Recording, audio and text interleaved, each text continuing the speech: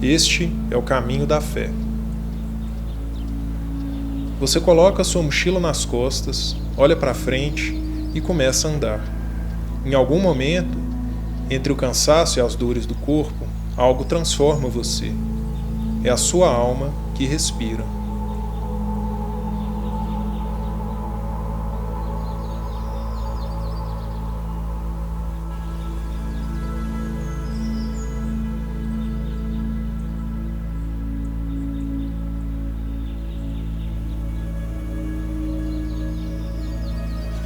O Caminho da Fé é a principal rota de peregrinação do Brasil.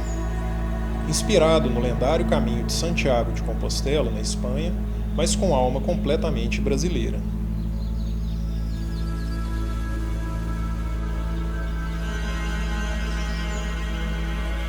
Seu principal percurso se inicia na cidade de Águas da Prata, em São Paulo, e atravessa Minas Gerais pelas cidades de Andradas, Ouro Fino, Borda da Mata, Estiva, Paraisópolis, até escalar as montanhas de Campos do Jordão e descer até Aparecida. São mais de 300 quilômetros, um percurso belo e desafiador. Maria, Mãe de Deus, rogai por nós, pecadores, agora e na hora de nossa morte.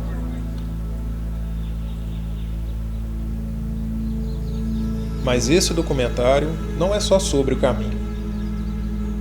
É sobre quem escolhe viver o caminho e essa experiência por um grupo que caminha junto não apenas pelo percurso, que divide histórias, o peso das mochilas e as alegrias.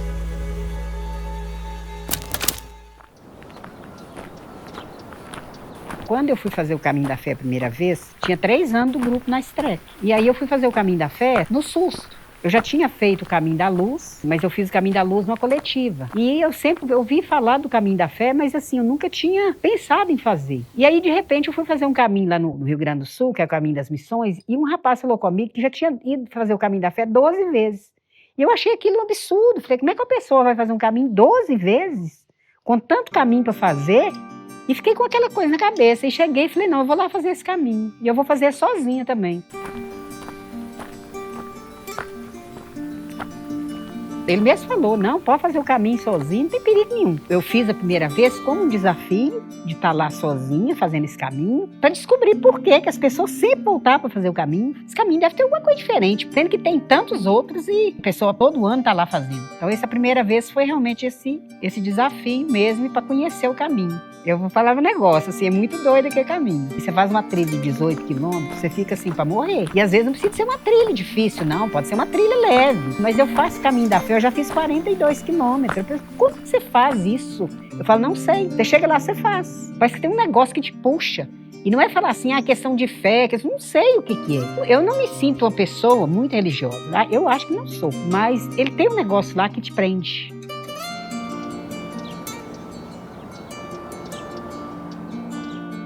Muitos não voltam, é porque às vezes tem algum impedimento, ou de família, ou de saúde, e acaba não voltando. Mas a vontade de voltar, todo mundo que termina fala, nossa, eu gostaria de voltar nesse caminho.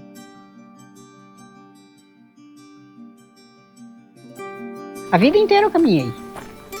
Desde criança eu caminhava, porque eu ia para a escola, morava na roça, e aí para ir para a escola andava na faixa de 6 quilômetros todo dia, pequenininho.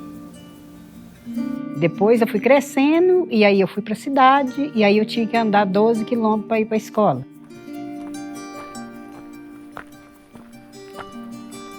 E continuei caminhando. Mudei para Belo Horizonte, nunca parei de caminhar também.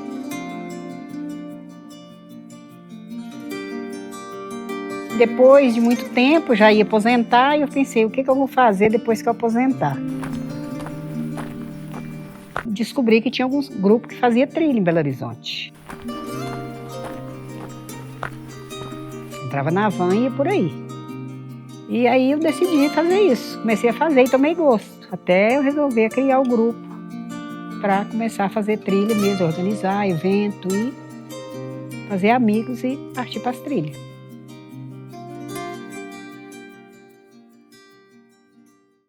Faltavam uns 2 anos para me aposentar. E eu já caminhava com alguns grupos. E tinha um grupo, e aí eu fui fazer uma caminhada com eles lá no Cabeça de Boi. E ele organizava 2 vans. Uma van ia vir embora e a outra van ia ficar lá.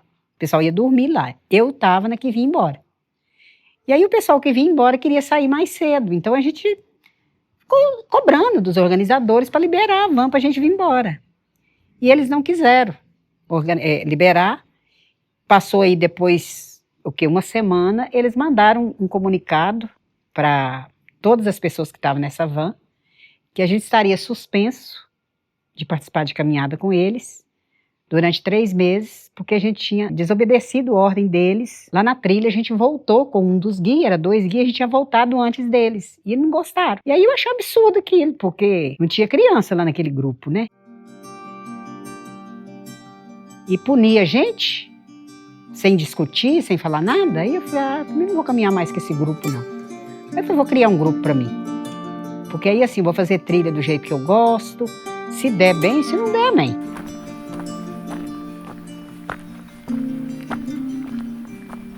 E aí, comecei a organizar esses grupos assim, comecei com 5 pessoas, pagava uma van e ia. 5 pessoas, aí de 5 foi aumentando e até ficar do jeito que está hoje. O grupo foi crescendo, já tem 13 anos o grupo e hoje viaja por aí, né? Então foi por causa de um atrito que surgiu na Trek.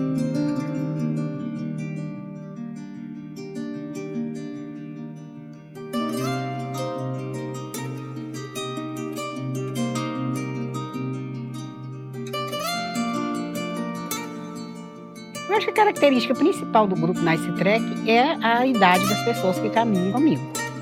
A maioria, eu falo que é um grupo de 50 a mais. Né? Não que não tenha pessoas jovens, vai pessoas jovens, mas a maioria, a característica é de aposentado. E se não é aposentado, já está lá na faixa dos 40, doido para aposentar, para continuar fazendo trilha. Outra coisa, eu acho que é a amizade, porque a pessoa que entra para o grupo acaba ficando. Então se tornou um grupo de amigos que viaja junto, que caminha junto.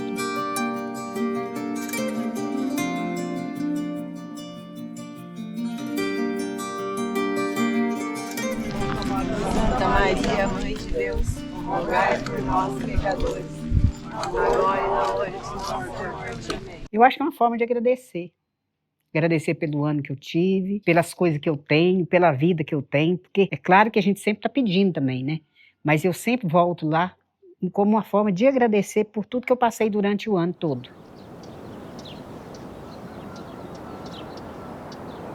O primeiro ano eu tive uma experiência muito legal, porque eu fui sozinha. Aí eu fiz o primeiro trecho, que é de Águas da Prata a Andradas, eu fiz sozinha. Depois, no segundo dia que de Andradas a Barra, eu tinha pensado em dormir na Barra, lá no Joelma. Levantei cedo e fui. Cheguei lá na Barra, tinha andado 22 quilômetros, era 9h30 da manhã, na hora que eu cheguei lá. E aí, quando eu cheguei, que eu olhei a hospedagem assim, eu falei, nossa, mas já cheguei? E aí tinha um sujeito sentado lá no chão, assim. Aí eu olhei pra ele e falei assim, você tá indo pra Aparecida? Que até ficou essa coisa, depois você tá indo pra Aparecida? Aí ele falou, tô. Eu falei, você vai dormir aqui? Ele falou, tô pensando, porque tá muito cedo, né? Eu falei, tá. Eu falei, mas pra andar mais na próxima hospedagem agora, só daqui a 22 quilômetros, que era em Crisóli. Ele falou, mas a gente tá bem, a gente pode ir, né? Eu falei, pode. E aí, a partir desse momento, nós nos separamos mais nesses 10 anos, que é o Carlinhos. Na conversa, nesse primeiro ano, ele me falou que ele tinha feito uma promessa de ir 5 anos seguidos lá. Quando chegou lá no final, ele falou comigo assim, o ano que vem você volta pra me ajudar, né? A pagar a promessa. Eu falei, de jeito nenhum. Caminho pesado desse, não volto aqui mais nunca. Só que eu cheguei em casa já doida pra voltar de novo. Aí voltamos, fui os 5 anos juntos de novo. Quando terminou os 5 anos, falei, e aí, Carlinhos, acabou? Ele falou assim, não, fiz outra promessa pra mais 3. Eu falei, então vão mais 3. Aí foi mais os 3. Aí quando terminou os 3, eu falei com ele, falei assim, agora, Carlinhos, é o resto da vida. Que nós vamos vir aqui todo ano a pé. Enquanto a gente der conta de caminhar, a gente vem aqui o resto da vida. Então tá lá, os 10 anos, o companheirão que é o Carlinhos, todo ano junto.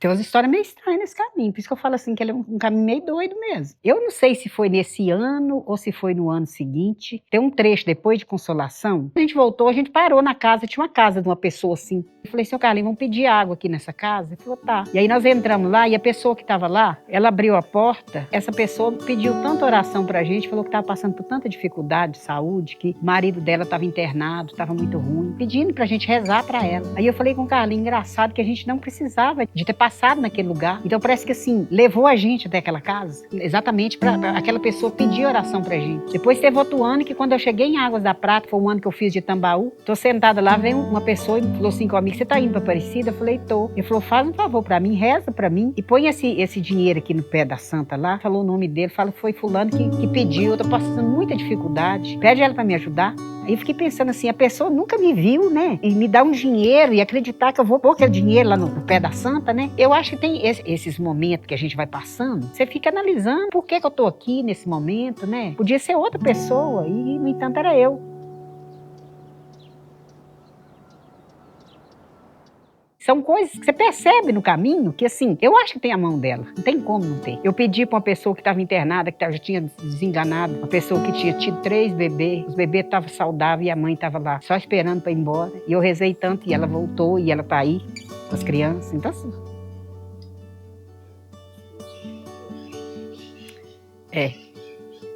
E essas coisas que acontecem, aconteceu com a minha mãe, né? A questão do machucado que ela tinha no braço, que eu pedi, era coisa que ninguém acreditava, o médico já tinha desenganado, que ela ia morrer com aquela ferida no braço. E eu pedi tanto nesse caminho e o braço melhorou.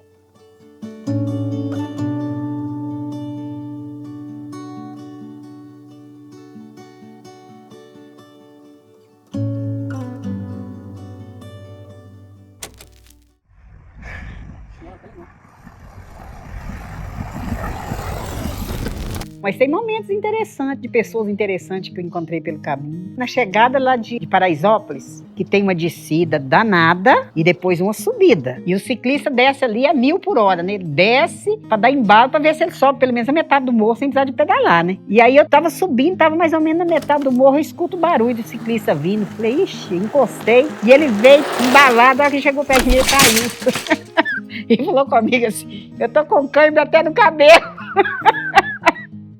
Aí depois, que tem o problema da vaca.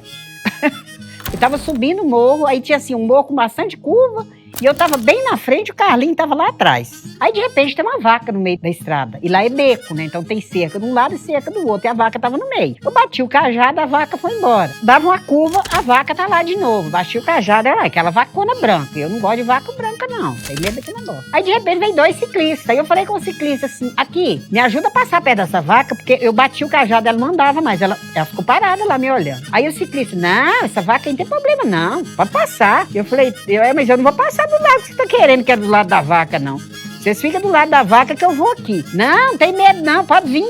Só que eles foram na frente. Quando eles foram na frente, essa vaca veio, mas assim, bufando. E bateu a cabeça na bike dele, jogou no chão. E quando eu assustei, eu já estava em cima do barranco. Né?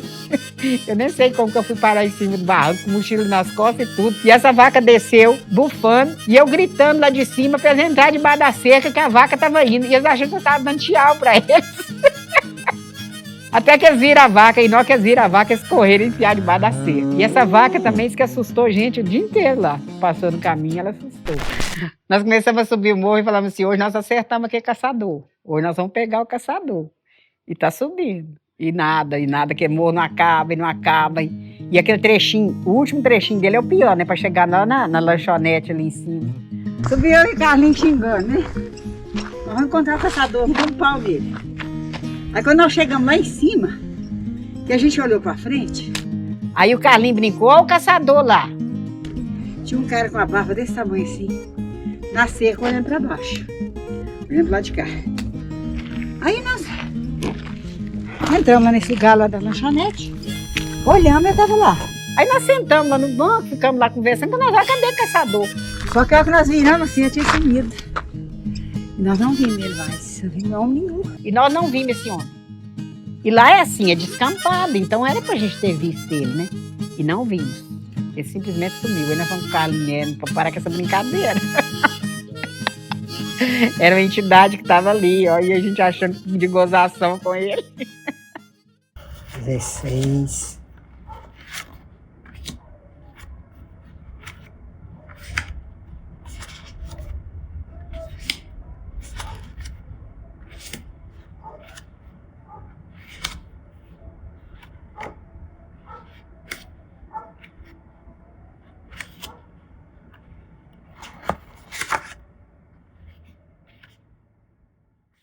Depois desses 10 anos, eu aprendi assim, só agradecer. Vai fazer. Só vai. Eu sempre dou o conselho, prepara para fazer. Porque essa história assim, vai fazer o caminho da fé, basta ter fé, não. É claro que qualquer pessoa dá conta de fazer. A pessoa, se quiser, ela dá conta. Só que é com muito sacrifício se ela não preparar. Eu acho que quando você vai fazer um caminho, você tem que ter uma preparação. A preparação física, né, que é tranquilo você fazer essa preparação. Se você vai fazer o ano que vem, com 3 meses de antecedência, se você começar a caminhar, caminhadas longas dentro da cidade, você vai chegar lá e vai fazer com facilidade. Vai ter prazer de fazer. A preparação psicológica também. O pior do caminho é aquela coisa de todo dia você levanta e caminha, levanta e caminha. Porque aí vai chegar aquele momento, você vai falar assim, o que eu estou fazendo aqui? E aí vira sacrifício. E o caminho não pode ser um sacrifício. Você tem que estar lá por prazer. Você tem que admirar as paisagens que são lindas. Você tem que, né, parar nos lugares que você para, conversar. Lugar que você vai dormir, você ter gratidão da pessoa estar te recebendo ali. Em qualquer lugar, apesar de que hoje a gente paga um valor de hospedagem, de turismo, mas eu acho que se não tivesse esse pessoal lá, mesmo cobrando isso, você não faria o caminho. E as pessoas que estão ali, elas estão te recebendo, então você tem que ter esse agradecimento, porque se ela não estivesse ali, você não faria o caminho. Então é chegar nas hospedagens, ter humildade, de ter hospedagem que está começando, ter hospedagem que está melhorando. Então, agradeça por isso. Então eu acho que quem pensa em fazer o caminho da fé, tem que pensar isso. Primeiro, prepara fisicamente, prepara psicologicamente para fazer e vai com o coração aberto para aceitar os perrengues que você vai passar. Porque você passa perrengue. E não é só o caminho da fé, qualquer caminho que você vai fazer, você vai passar perrengue.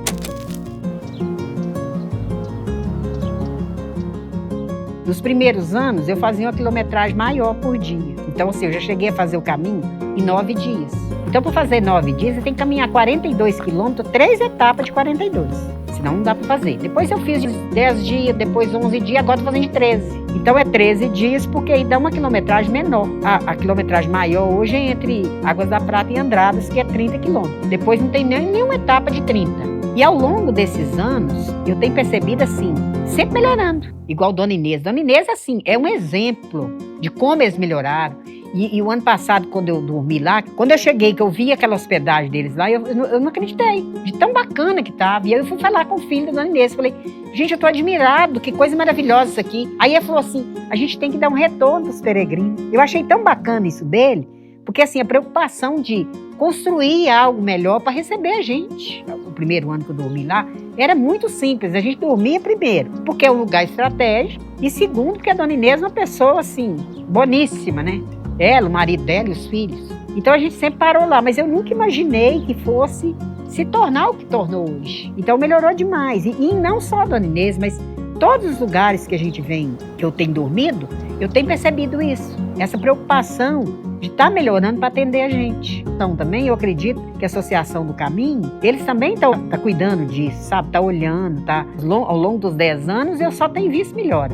Os locais também de apoio, que tinha muito pouco. E agora sim, você anda 5, 10 quilômetros, sempre vai ter alguma coisinha ali para você comprar uma água, ou para você descansar. Então hoje a quilometragem também, você pode fazer uma quilometragem menor, porque tem hospedagem nesses trechos que antes não tinha.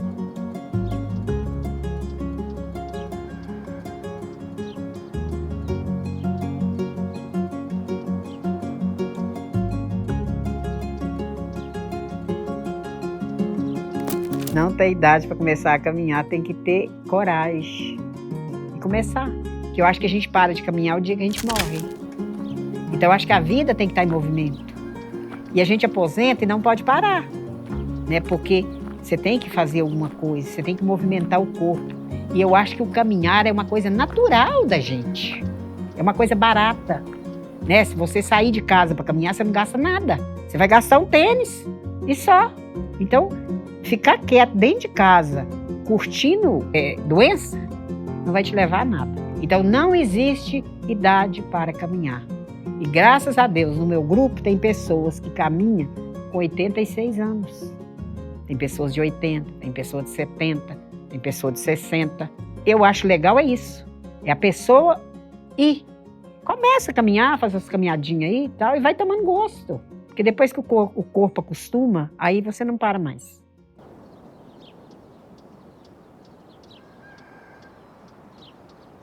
Santa Maria, Mãe de Deus, rogai por nós, pecadores, agora e na hora de nossa morte. Amém. Vamos caminho, gente.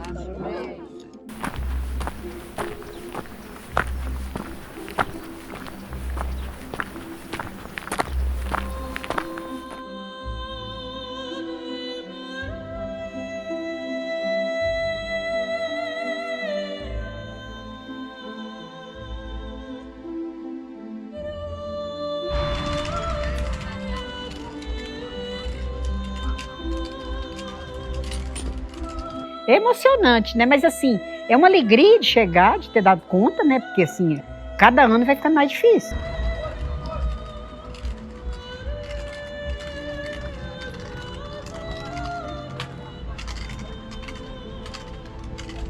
Um ano a mais de vida é um peso maior. Estou ficando mais velha. Então, quando chega lá, é uma realização. Eu falei, dei conta de mais um ano, eu dei conta de chegar aqui, né? Caminhando. Obrigado, Senhor! Amém! Valeu, companheiro.